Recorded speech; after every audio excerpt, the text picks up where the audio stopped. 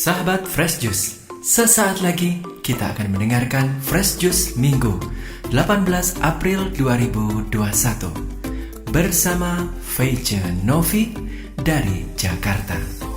Selamat mendengarkan.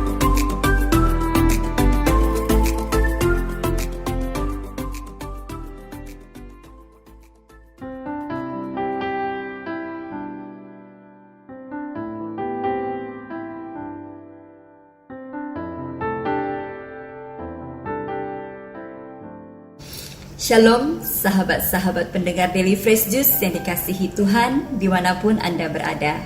Senang sekali kita dapat berjumpa kembali pada hari ini, Minggu tanggal 18 April 2021. Bersama saya, Feice Novi, dari tempat kediaman saya di Kelapa Gading, Jakarta Utara. Hari ini bersama-sama kita akan mendengar dan merenungkan Injil Yesus Kristus menurut Santo Lukas bab 24 ayat 35 sampai 48. Mari kita dengarkan bersama-sama. Lalu kedua orang itu pun menceritakan apa yang terjadi di tengah jalan dan bagaimana mereka mengenal Dia pada waktu Ia memecah-mecahkan roti. Dan sementara mereka bercakap-cakap tentang hal itu, Yesus tiba-tiba berdiri di tengah-tengah mereka dan berkata kepada mereka, "Damai sejahtera bagi kamu." Mereka terkejut dan takut dan menyangka bahwa mereka melihat hantu. Akan tetapi, Ia berkata kepada mereka, "Mengapa kamu terkejut? Dan apa sebabnya timbul keraguan-raguan di dalam hati kamu? Lihatlah tanganku dan kakiku. Aku sendirilah ini. Rabalah aku dan lihatlah. Karena hantu tidak ada daging dan tulangnya, seperti yang kamu lihat ada padaku." Sambil berkata demikian, Ia memperlihatkan tangan dan kakinya kepada mereka. Dan ketika mereka belum percaya karena girangnya dan masih heran, berkatalah Ia kepada mereka, "Adakah padamu makanan di sini?" Lalu mereka memberikan kepadanya sepotong ikan goreng. Ia mengambilnya dan memakannya di depan mata mereka. Ia berkata kepada mereka, "Inilah perkataanku yang telah kukatakan kepadamu ketika aku masih bersama-sama dengan kamu, yakni bahwa harus digenapi semua yang tertulis tentang aku dalam kitab Taurat Musa dan kitab Nabi-Nabi dan kitab Mazmur." Lalu Ia membuka pikiran mereka sehingga mereka mengerti kitab suci. Katanya kepada mereka, "Ada tertulis demikian, Mesias harus menderita dan bangkit dari antara orang mati pada hari ketiga.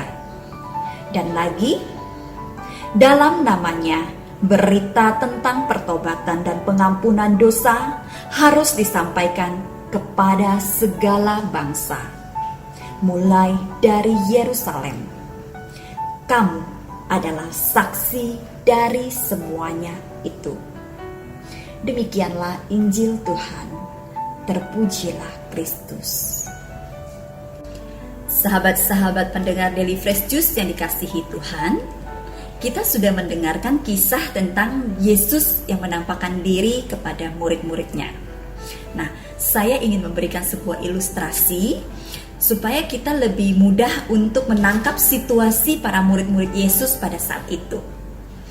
Saya yakin banyak di antara kita pasti mempunyai idola, ya kan? Saya juga punya idola karena saya senang nonton drakor. Saya suka dengan Hyun Bin, saya suka dengan Cha Eun Woo, Lee Min Ho dan sebagainya. Nah, dalam satu situasi saya dan seorang teman saya lagi pergi ke satu tempat. Kemudian tiba-tiba kami ketemu dengan Hyun Bin. Karena terlalu senang, akhirnya kita mau cerita ke teman-teman yang lain. Baliklah kami ke sekelompok teman-teman kami yang juga timnya Hyun Bin. Nah, kita cerita, teman-teman, tahu nggak? Tadi di perjalanan kami ketemu dengan Hyun Bin. Kira-kira apa reaksi teman-teman saya? Yang ada mungkin mereka akan melihat, Faye, are you okay? Kamu sehat? Mungkin seperti itu kurang lebih ya. Karena saya bisa membayangkan bagaimana mereka akan meragukan saya dan tidak bisa percaya dengan apa yang saya sampaikan. Nah, kita melihat situasi dari dua orang murid Yesus yang tadinya mau pergi ke Emmaus. Kemudian di perjalanan mereka bertemu dengan Yesus yang bangkit. Nah, karena begitu kegirangan, mereka pun kembali ke Yerusalem untuk menyampaikan kepada teman-temannya yang lain. Teman-teman, tadi di perjalanan kami ketemu dengan Yesus. Reaksi teman-temannya yang lain bagaimana? Ini adalah sekelompok orang, murid-murid Yesus yang mengidolakan Yesus pastinya kan? Mereka begitu mempunyai kerinduan yang besar terhadap gurunya ini pasti. Nah, disampaikan berita seperti itu, mau senang juga, iya, masa sih Faye gitu kan ya, kurang lebih kalau kita lagi senang. Mereka mau senang tapi juga mikir, nih orang halu atau memang benar. Nah, di tengah keraguan murid-muridnya yang lain ini, Yesus datang hadir di tengah-tengah mereka. Yesus tahu keraguan mereka. Kemudian Yesus memberikan salam khasnya dia, damai sejahtera bagi kamu. Ini ciri khasnya Tuhan Yesus. Ketika ia hadir, dia memberikan salam yang dipenuhi dengan damai sejahtera bagi kita semua. Nah, tentu itu juga masih tidak serta-merta membuat para murid-murid yang lain langsung yakin. Tuhan Yesus pun tahu bahwa mereka masih mempunyai keraguan. Dan Tuhan Yesus meminta apa? Apakah ada makanan? Dia makan bersama mereka di sana. Untuk memenuhi kerinduan mereka dan keraguan murid-muridnya, kemudian Yesus katakan apa? Lihat ini, raba saja tidak apa-apa. Ini tanganku, ini luka-lukaku. Dari situlah mereka yakin bahwa oh benar, ini guru yang sangat kami rindukan. Ini Yesus yang bangkit dari kuburnya. Disitulah mereka dipenuhi dengan sukacita dan meyakinkan bahwa Yesus sungguh-sungguh hadir di tengah-tengah mereka. Sahabat-sahabat yang terkasih, melalui permenungan Injil hari ini, saya ingin mengajak teman-teman semua untuk memahami bahwa Yesus seringkali menyatakan kehadirannya melebihi harapan kita, melebihi ekspektasi kita. Mungkin kita hanya meminta, Tuhan cukupkanlah saja apa yang saya butuhkan. Ketika kita meminta Tuhan mencukupkan kebutuhan kita, Tuhan justru memberikan kita lebih dari apa yang kita minta. Nah, saya punya pengalaman pribadi. Terkadang Yesus itu menyatakan kehadirannya tidak selalu dengan apa yang kita lihat sendiri atau yang kita rasakan sendiri. Tuhan Yesus bisa memakai siapapun, orang-orang di dekat kita untuk menyatakan kehadirannya. Saya ingin berbagi pengalaman dengan sahabat-sahabat Daily Fresh Juice semua. Satu ketika saya mengalami masalah dalam pekerjaan saya. Ternyata efek dari masalah ini tidak hanya membuat saya harus menata kembali pekerjaan kami, akan tetapi ini memberikan efek pada dunia pelayanan saya juga. Singkat cerita, saya menjadi pribadi yang begitu tertutup, tidak percaya diri bahwa saya masih akan dipakai Tuhan. Padahal saya merasa bahwa sebenarnya saya tidak salah atau apa, tapi rasa percaya diri saya itu menjadi terkikis. Nah, saya jadi seringkali menolak permintaan-permintaan atau ajakan-ajakan teman-teman untuk mendoakan orang-orang sakit. Yang padahal sebelum terjadinya masalah yang saya alami itu, saya termasuk orang yang rajin untuk datang mengunjungi orang-orang sakit. Dari sejak saya sebagai Legioner Maria sampai perjalanan pelayanan saya yang lain pun, saya selalu punya kerinduan untuk datang ke rumah sakit, datang mengunjungi orang-orang sakit untuk berdoa. Tapi karena masalah itu, saya menjadi orang yang tidak percaya diri untuk mendoakan orang lain. Kenapa? Karena untuk mendoakan diri saya sendiri pun saya ragu. Nah, satu ketika mama dari teman saya sakit. Nah, ceritanya ini teman-teman dekat, sehingga saya tidak bisa menolak berkali-kali untuk tidak lagi datang mendoakan orang ini. Singkat cerita, setelah sudah berkali-kali saya menghindar dari teman-teman yang lain yang mengajak untuk mengunjungi mamanya teman saya ini, yang satu kali ini saya pikir ini juga teman dekat saya. Sangat tidak enak kalau misalnya saya sama sekali tidak datang, sedangkan mamanya sudah sakit cukup kritis. Akhirnya saya berdoa dan saya sampaikan kepada Tuhan. Tuhan Yesus, Engkau tahu kenapa saya seringkali menolak pelayanan doa. Karena saya sendiri belum berdamai dengan diri saya sendiri untuk masalah yang sedang saya hadapi. Tapi karena ini adalah teman dekat dan saya mempunyai dorongan bahwa orang ini membutuhkan doa, akhirnya saya ikut bersama-sama dengan teman-teman saya untuk mengunjungi si tante ini. Seperti ekspektasi saya bahwa sampai di sana pasti saya akan disuruh memimpin doa. Benar, sampai di sana saya diminta oleh teman-teman saya untuk memimpin doa kami di sana. Ya, akhirnya saya terima. Nah, di sana saya berdoa, tidak hanya itu saya juga penyembahan.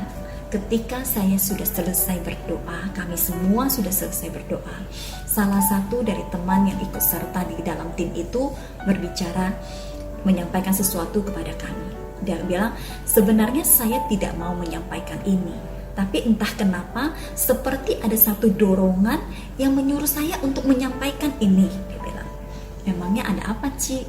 Saya tanya.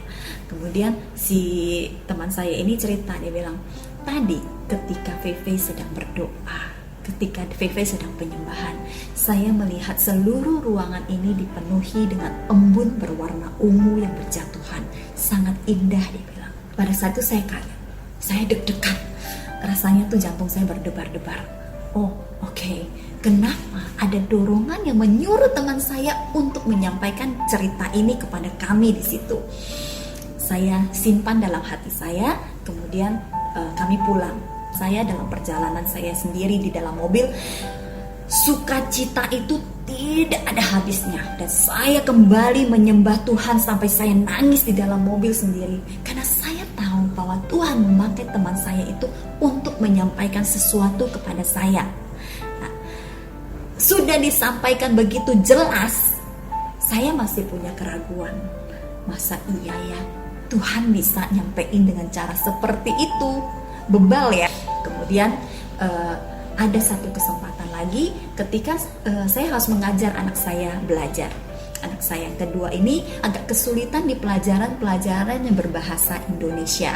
Singkat cerita, keesokan harinya dia akan menghadapi ujian PPKN.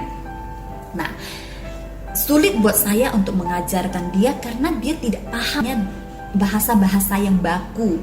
Sehingga saya bilang, Dek, kita doa dulu ya, Mami akan doakan Dedek, semoga Holy Spirit guide you supaya kamu lebih mudah memahami apa yang kita pelajari.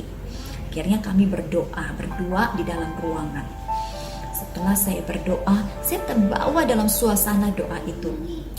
Ternyata setelah selesai berdoa, anak saya ini ngomong. Pada saat itu dia masih berusia sekitar 6 tahun, ya, masih kecil. Dia bilang gini dalam bahasa Inggris, ya, Mami, tadi waktu Mami lagi doa, saya melihat sesuatu yang sangat indah.